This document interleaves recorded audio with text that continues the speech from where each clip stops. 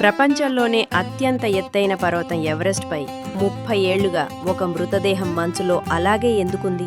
ఆ వ్యక్తిని green boots అని ఎందుకు పిలుస్తారు? మౌంట్ ఎవరెస్ట్ ప్రపంచంలోని అత్యంత ఎత్తైన పర్వతం. దీనిని అధిరోహించడం ప్రతి పర్వతారోహకుడి జీవితకాల కలగా భావిస్తారు.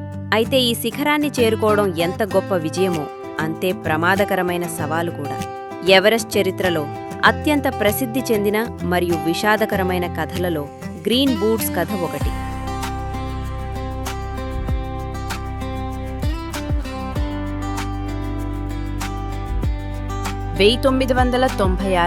భారత టిబెట్ సరిహద్దు పోలీస్ జవాను డోర్జే మోరుప్ ఎవరెస్ట్ శిఖరాన్ని అధిరోహించే ప్రయత్నంలో మరణించాడు. ఆయన ధరించిన ఆకుపచ్చ రంగు బూట్ల కారణంగా ప్రపంచవ్యాప్తంగా పర్వతారోహకులు ఆయనను గ్రీన్ బూట్స్ అని పిలవడం ప్రారంభించారు. మరణించిన తర్వాత ఆయన మృతదేహం ఎవరెస్ట్ ఉత్తర మార్గంలోని ఒక రాతి గుహ సమీపంలోనే ఉండిపోయింది. దాదాపు 30 సంవత్సరాల పాటు ఆ మృతదేహం అక్కడే ఉండి ఎవరెస్ట్ ఎక్కే అనేక మంది పర్వతారోహకులకు ఒక గుర్తింపు స్థలంగా మారింది.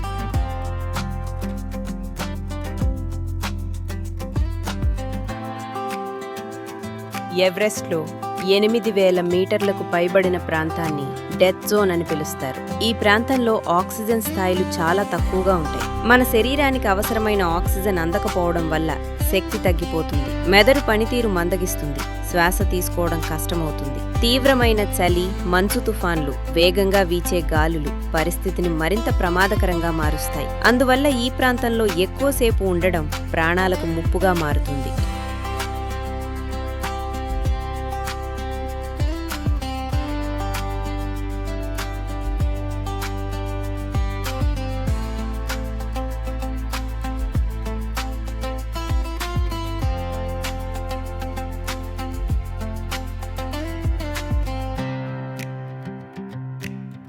ఎవరెస్ట్లో మరణించిన వ్యక్తుల మృతదేహాలను కిందకు తీసుకురావడం చాలా కష్టమైన పని.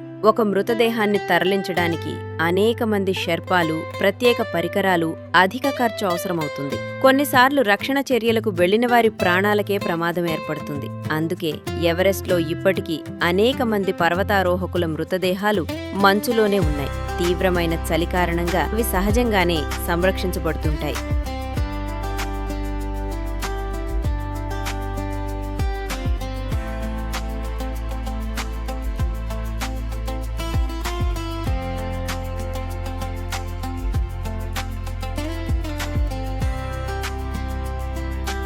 గ్రీన్ బూట్స్ కథ కేవలం ఒక వ్యక్తి మరణగాథ మాత్రమే కాదు, అది ప్రకృతి ముందు మానవుడి పరిమితులను గుర్తు చేసే కథ. ఎవరెస్ట్ను జయించాలని కలలు కనే ప్రతి పర్వతారోహకుడికి ఇది ఒక హెచ్చరిక. శిఖరాన్ని చేరుకోవడం గొప్ప విషయం అయినప్పటికీ సురక్షితంగా తిరిగి రావడం మరింత ముఖ్యమని ఈ కథ తెలియజేస్తుంది. పర్వతారోహకుల్లో ఒక ప్రసిద్ధమైన మాట ఉంది: శిఖరాన్ని చేరడం ఐచ్ఛికం, కానీ సురక్షితంగా తిరిగి రావడం తప్పనిసరి.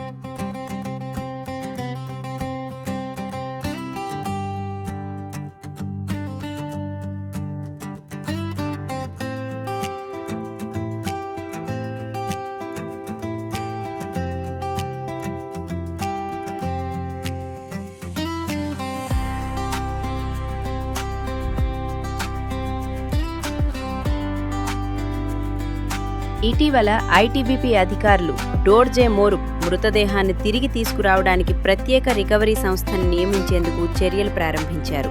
ఈ ప్రయత్నం విజయవంతమైతే దాదాపు 3 దశాబ్దాల తర్వాత ఆయన కుటుంబ సభ్యులు తగిన గౌరవంతో అంత్యక్రియలు నిర్వహించే అవకాశం లభిస్తుంది.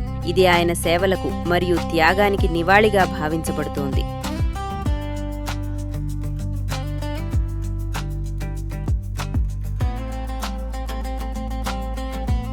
గ్రీన్ బూట్స్ కథ మనకు ధైర్యం, సంకల్పం, సాహసం గురించి చెప్పడమే కాకుండా ప్రకృతి శక్తి ఎంత అపారమో కూడా గుర్తు చేస్తుంది.